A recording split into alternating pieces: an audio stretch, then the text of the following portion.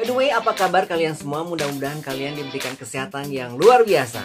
Oh ya, kemarin adalah tanggal 22 Desember ya, itu tepatnya Hari Ibu. Jadi Tia di sini ingin mengucapkan selamat Hari Ibu buat semua ibu yang ada di Indonesia.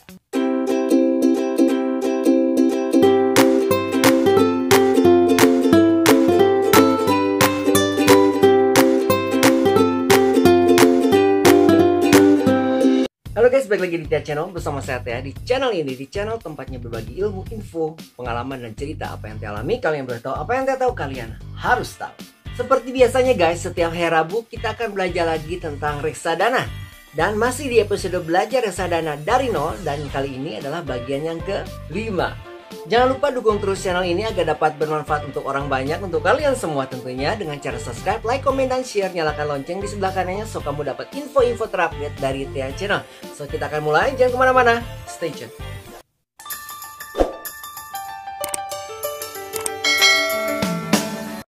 By the way, apa kabar kalian semua? Mudah-mudahan kalian diberikan kesehatan yang luar biasa. Oh ya, kemarin adalah tanggal 22 Desember ya, itu tepatnya Hari Ibu. Jadi Tia di sini ingin mengucapkan selamat Hari Ibu buat semua ibu yang ada di Indonesia. Pada video kali ini kita akan bahas tentang 7 hal penting yang harus dimiliki investor sebelum dia masuk ke reksadana. Jadi 7 hal ini sangat penting sekali yang harus dilakukan atau diketahui oleh investor pemula. Nah, apakah 7 hal tersebut? Oke, langsung kita bahas aja ya satu persatu.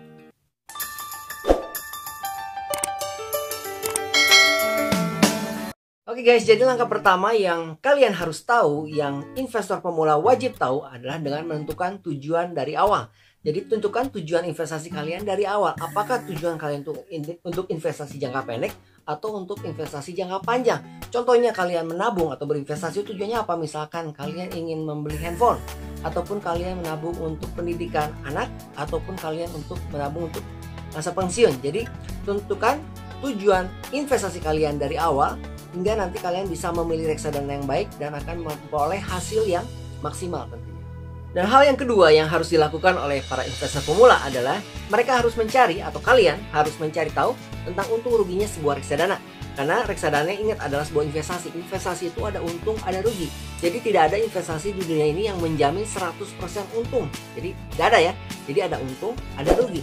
Nah, untuk reksadana yang baik itu perlu diingat ya, memiliki indikator adalah dia memiliki kestabilan di dalam segala kondisi. Jadi kalau misalkan ya kondisi ekonomi sedang baik, tentunya dia akan menghasilkan return atau keuntungan yang lebih baik.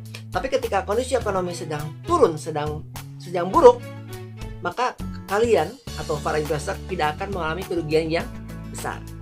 Yang ketiga, kalian harus lihat track recordnya.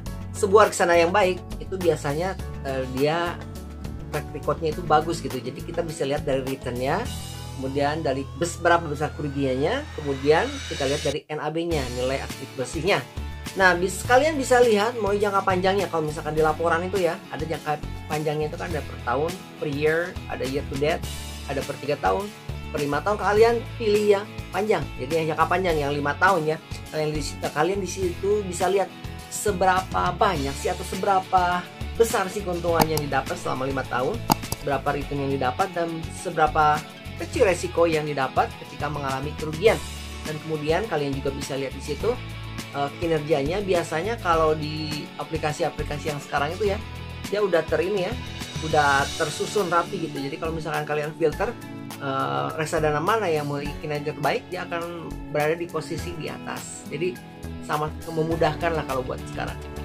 Dan yang keempat, kalian harus bisa mengetahui atau meneliti atau membaca tentang prospektus reksadana. Di mana prospektus reksadana itu merupakan dokumen legal yang menerangkan tentang keseluruhan isi dari reksadana yang akan kalian beli. Di situ kalian bisa baca keseluruhan tentang isi reksadananya, kemudian data-datanya. Jadi di sini bisa meminimize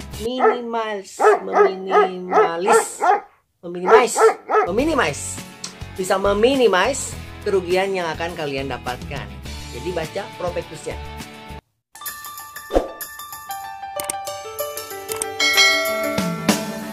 Nah, bagaimana? Apakah sampai di sini kalian sudah paham? Sudah bisa mengerti? Oke, kita lanjut lagi ya. Jadi untuk tadi sampai keempat ya. Kemudian yang kelima. Yang kelima adalah kalian harus mengerti tentang jenis ragam dari reksadana. Seperti yang pernah kita bahas sebelumnya, bahwa reksadana itu terdiri dari beberapa ya. Jadi pokoknya sih ada 4. Cuman di sini ada 5 sejauhnya.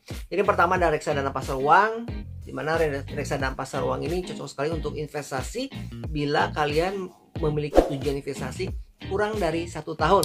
Di mana di pasar uang ini akan ditempatkan ke obligasi yang kurang dari 1 tahun, kemudian kepada deposito dan bunga berdasarkan Bank Indonesia ya. Kemudian ada reksadana obligasi atau pendapatan tetap, di mana reksadana pendapatan lain sangat cocok sekali buat kalian yang ingin berinvestasi untuk tujuan investasi di atas 1 tahun. Kemudian ada reksadana campuran, di mana ini reksadana campuran ini gabungan ya dari pasar uang, pendapatan tetap, dan juga reksadana saham. Jadi cocok sekali untuk kalian yang memiliki tujuan berinvestasi 3-5 tahun.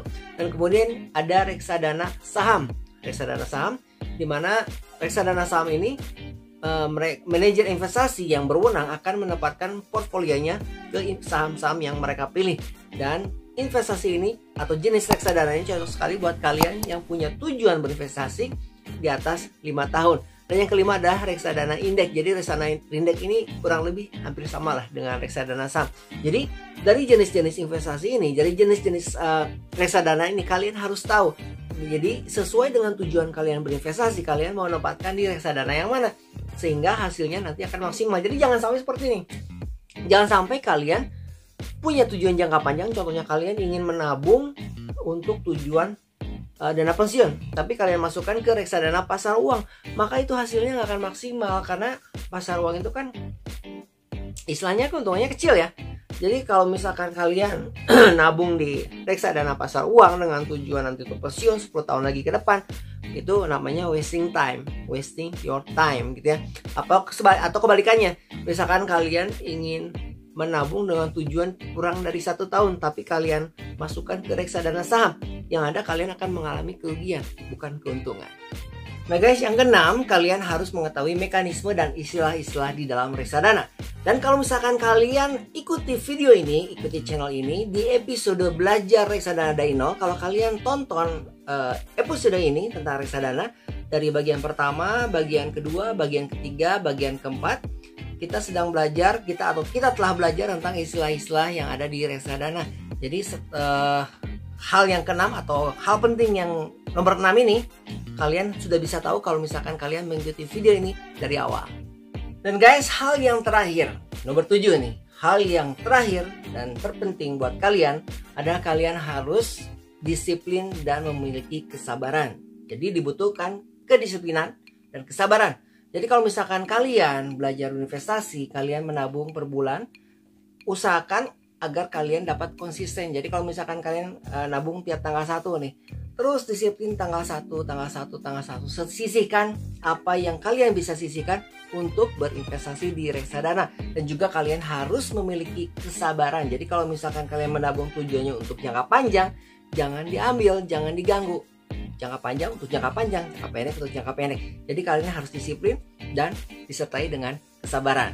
Oke guys, itulah tadi 7 hal penting yang harus kalian tahu sebagai investor pemula. 7 hal penting yang harus kalian tahu dan wajib kalian lakukan sebagai investor pemula. Mudah-mudahan ini bisa memberikan wawasan buat kalian, memberikan inspirasi buat kalian, dan menambah semangat kalian untuk berinvestasi. Oke guys, sampai di sini dulu video kita buat kali ini. Kita ketemu lagi di hari Rabu depan untuk belajar reksadana dari nol untuk bagian selanjutnya, yaitu bagian ke-6 nanti ya. Jadi tonton terus channel ini, jangan lupa dukung terus channel ini agar dapat bermanfaat untuk orang banyak, untuk kalian semua tentunya, dengan cara subscribe, like, komen, dan share, nyalakan lonceng di sebelah kanannya supaya kamu dapat info-info terakhir dari TH Channel. So kita ketemu lagi di video berikutnya. See you next time. Bye bye.